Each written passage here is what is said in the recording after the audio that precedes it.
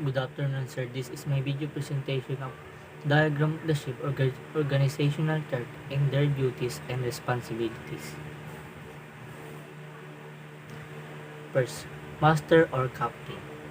The ship captain, chief mate, is a licensed mariner who has overall command and control of the navigation, maneuvering, cargo handling, stowage communications, and safe handling of the ship. He/she ensure that the ship complies with the local and international laws as well as the port, state, and flag state policies. Chief Engineer. The Chief Engineer is the manager of the engineering department and is responsible for the engine rooms, efficient operation, and the operation of all mechanical equipment on the ship. In this respect, the Chief Engineer shoulder much responsibility for the safe and continued running of the ship. Safety Officer. Safety officer on board the vessel is an appointed safety advisor who promotes safety on board by carrying out inspection, identifying hazard and potential hazard to health, safety and the environment with the subject and the agreement of the master. Second engineer.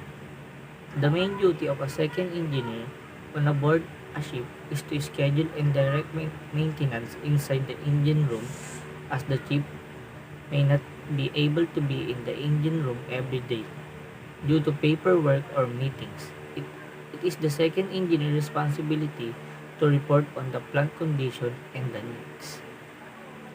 Third engineer. A third engineer or second assistant engineer is a rank of engine officer who is part of the engine department on a ship. The third engineer is usually in charge of boilers, fuel, auxiliary engines, condensate, and feed systems, and is the third most senior engine officer on board. Fourth engineer. The fourth engineer is in charge of purifier, compressor, and machinery other than main engine, auxiliary engine, and boiler. Is responsible for record keeping of machinery running hours under his charge. For carrying out plant maintenance routine under the supervision of chief or second engineer. Apprentice engineer.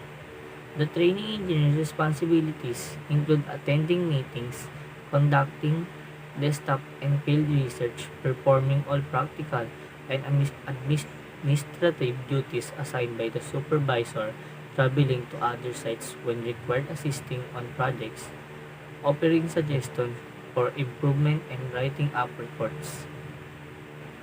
Oiler. As a member of the engineering department, the oiler operates and maintains the propulsion and other systems on board the vessel.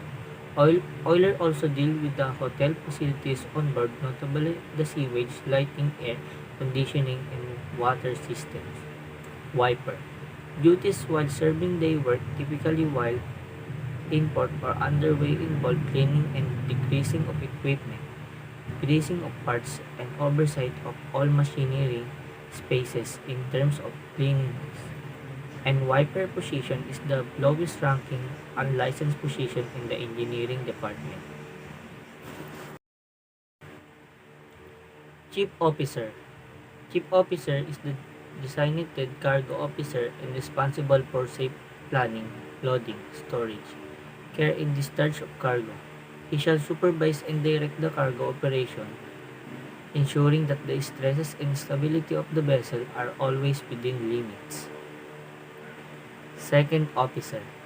The second officer takes specific responsibility for navigation, the upkeep of charts and the software. They oversee navigation and radio equipment and undertake bridge watches at sea, and may also be the vessel's designated security, safety, or medical officer. Third Officer.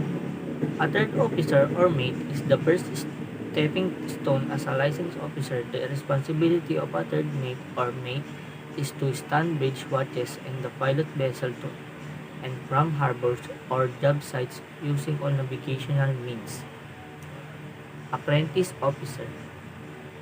Apprentice programmer officers are responsible for supporting an apprentice employer and training consultant to ensure that contracted profiles are met and that SFA and departmental required paperwork for each learner is completed and up to date.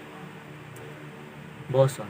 The boson is generally the main team tender driver and is responsible for organizing deck operation and supplies as well as storage and use of toys and tender XX.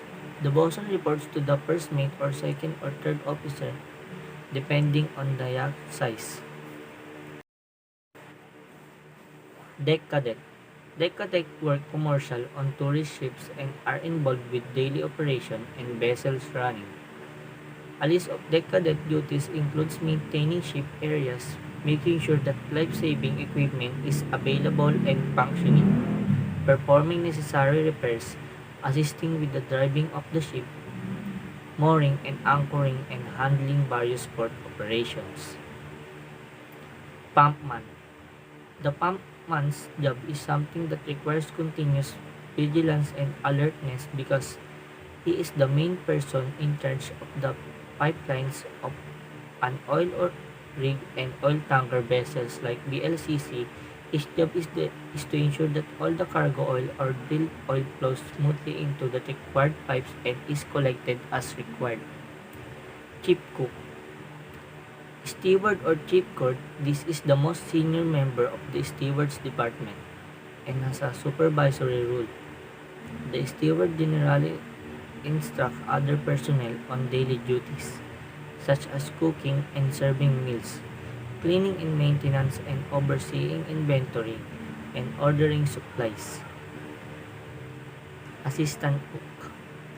Assisting the cook in food preparation activities such as cleaning, cutting, chopping, and peeling food ingredients, cleaning and sanitizing the food preparation areas based on company and industry hygiene codes and health and safety standards. Thank you.